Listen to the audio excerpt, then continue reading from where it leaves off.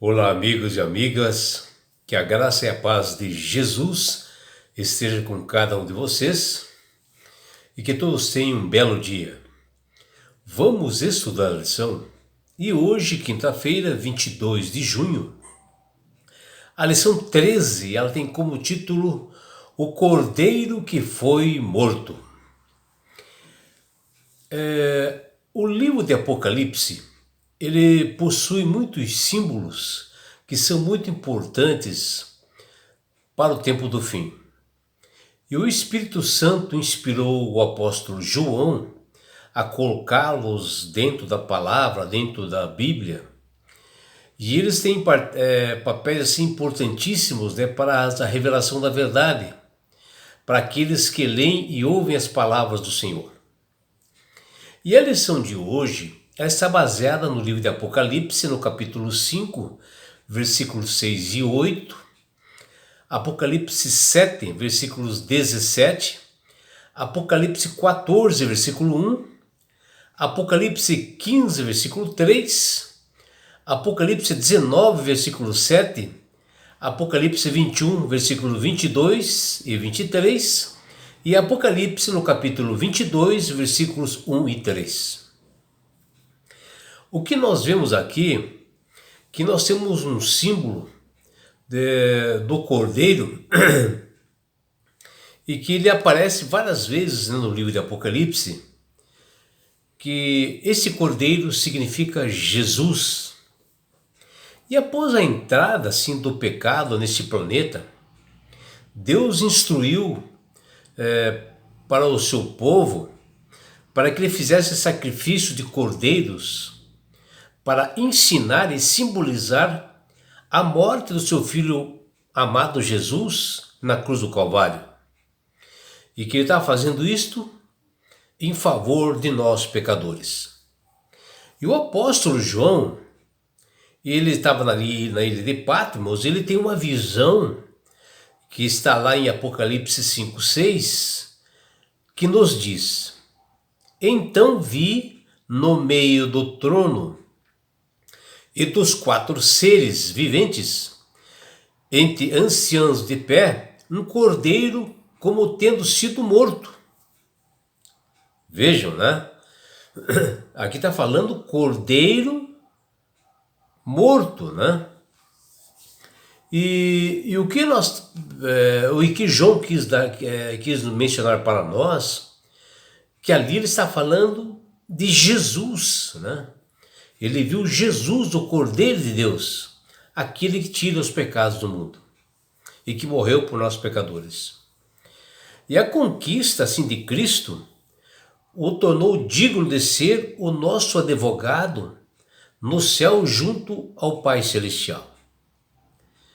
E nós devemos colocar intencionalmente o Cordeiro que foi morto no centro de nossas doutrinas e de nossa missão, e no cerne de todos os sermões que nós fizermos, pregações que nós fizermos, Jesus tem que ser o centro. Cada artigo que nós escrevemos e cada mensagem que nós falamos.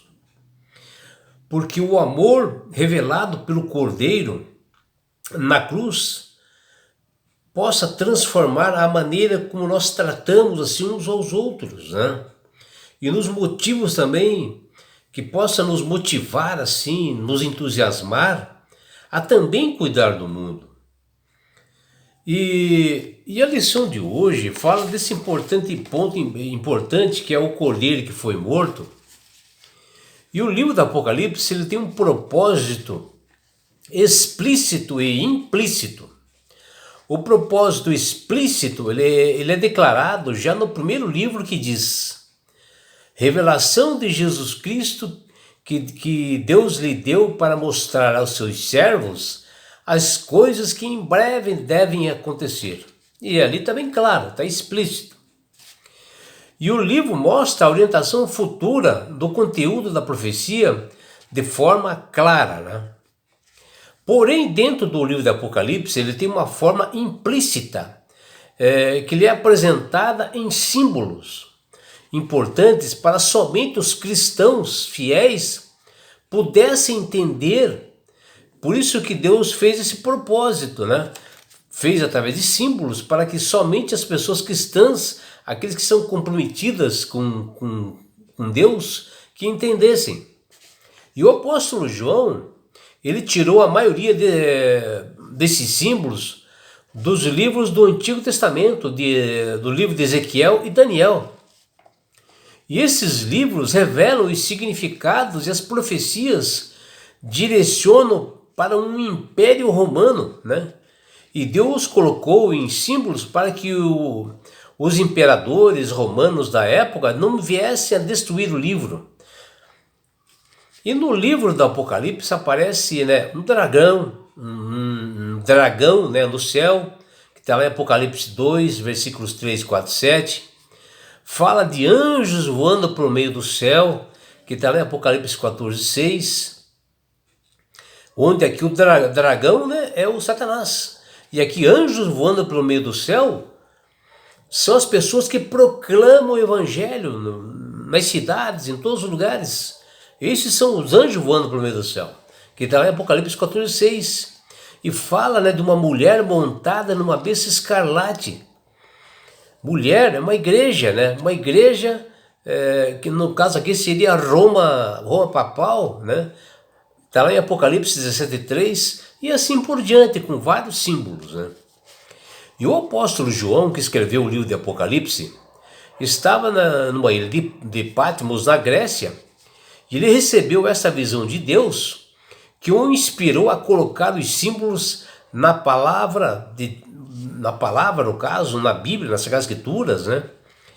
E eles têm uma importante e enorme revelação da verdade, esses símbolos, né? Para que os que leem as palavras desse livro os interpretem e pratiquem, que fala lá em Apocalipse 1:3. E dentre desses símbolos do Apocalipse, aparece o mais importante, o Cordeiro. E ele aparece inúmeras vezes. Deus, logo após o pecado, a entrada do mal entre os seres humanos, ele instituiu o sacrifício de cordeiros como uma forma didática, né, para ensinar que no futuro viria seu filho amado Jesus e que ele morreria e daria seu sangue, sua vida, em favor de todos os pecadores, que está lá em Gênesis capítulo 3, versículo 21. E assim, logo Jesus Cristo é o Cordeiro que foi morto desde a fundação do mundo, que fala ali em Apocalipse 13:8. E em Apocalipse capítulo 5, 6 também, né, João tem essa visão desse Cordeiro como tendo sido morto. E essa palavra Cordeiro é usada 28 vezes no livro de Apocalipse para se referir ao Cristo crucificado, ao Cristo ressurreto, ao Cristo glorificado. E João viu Jesus morto, sacrificado pelos nossos pecados. E este é o coração, é a alma de toda a Bíblia, é a parte central do Apocalipse e das 3 mensagens angélicas.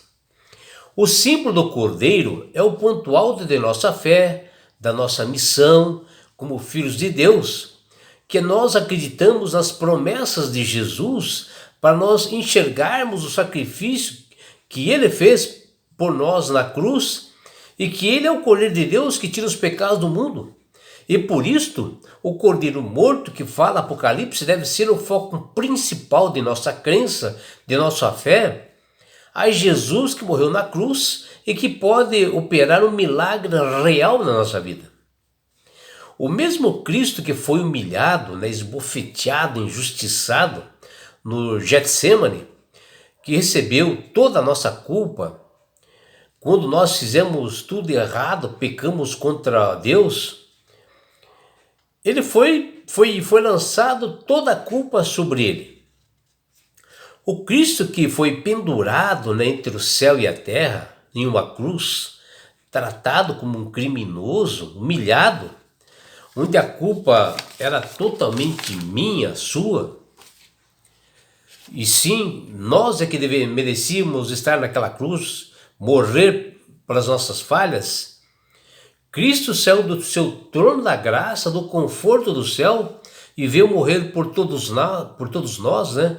Por amor e misericórdia de nós. E Jesus, ele é a personificação do amor, da salvação da humanidade, o farol de esperança e amor para todas as pessoas.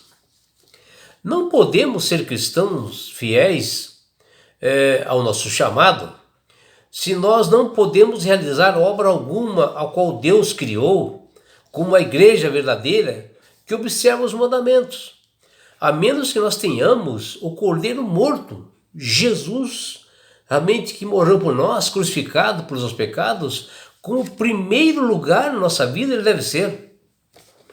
E o Cordeiro que foi morto desde a fundação do mundo deve ser o centro de todas as nossas doutrinas, da nossa missão. Ele deve ser o Senhor de nossas vidas em tudo, em cada sermão que nós pregamos, em cada coisa que nós proclamamos a mensagem de salvação, em cada oração que nós fazemos, cada louvor que nós entoamos e cada estudo bíblico que nós passamos, Jesus deve ser o centro. E é por isso, meu amigo, minha amiga, que Deus tem falado com todas as pessoas para aceitarem a Jesus como Salvador e Senhor. Porque quando você aceita Jesus como Salvador e Senhor, você passa a ter sabedoria, ter entendimento, você passa a melhorar assim, a manusear melhor as Escrituras, ter um entendimento, porque o Espírito Santo começa a trabalhar na sua mente. E você passa a entender por que Jesus morreu na cruz por nós. Você passa a entender que esse sacrifício não deve ser em vão para nós e que nós temos que aceitá-lo, se nós queremos nos salvar. E não é isso, só isso, meu amigo, minha amiga. Quando você aceita Jesus como Salvador e Senhor, Deus dá esse presente que chama-se salvação. E com isto, Jesus vai levar-te para as mansões celestiais, um lugar onde não há mais dor, mais morte, mais aflições. E sabe por que Deus quer fazer isto com você, minha amiga? Com você, meu amigo? Porque Jesus te ama. Abraços do seu amigo João Carlos Amorim.